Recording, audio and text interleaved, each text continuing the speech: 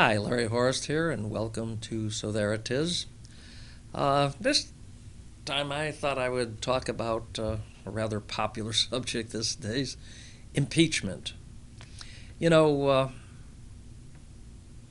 three presidents, well, two have been impeached and one resigned ahead of impeachment. Andrew Johnson was impeached back in the 1860s. President Nixon, with the certainty of an impeachment vote in the House, decided to resign and ahead of it, and Bill Clinton got impeached. Now, in each of those cases, it's a process.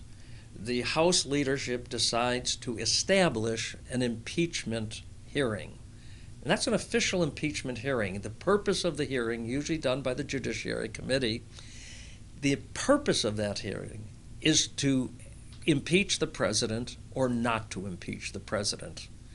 And all the witnesses on both sides, it's almost like more like a court hearing than it is like a legislative hearing. And both sides get representative and arguments get made and everything. That's how it's done.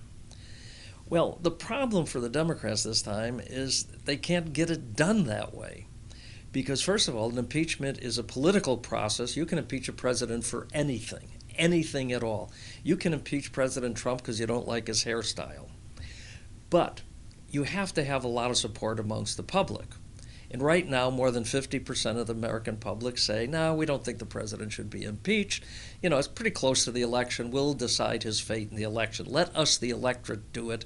We don't want you politicians interfering with our right to have a president or not have the guy as president.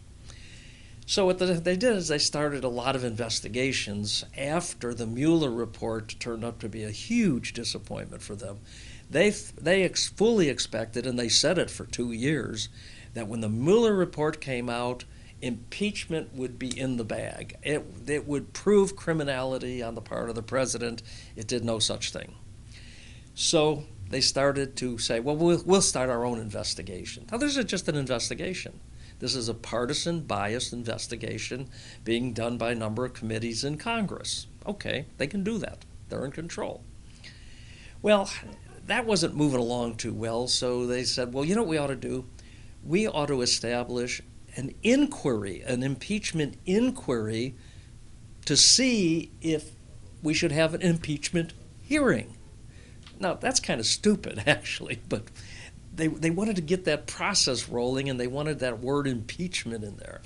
Well, Nancy Pelosi is pretty smart. She wasn't buying that entirely, and so there's no impeachment hearing. But Jerry Nadler, who's kind of a rogue chairman of the Judiciary Committee, says, well, I'm having an investigation, and he just unilaterally decided that he is the impeachment inquiry, he is the impeachment hearing, he will or will not, he said, but he thinks he will vote to impeach the president at the end of his little investigation. That is entirely inappropriate. It is entirely stupid. It is entirely partisan.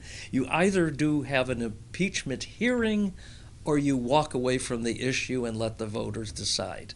And that's what's going to wind up happening, because there just isn't going to be enough steam nor enough time to actually impeach the President of the United States.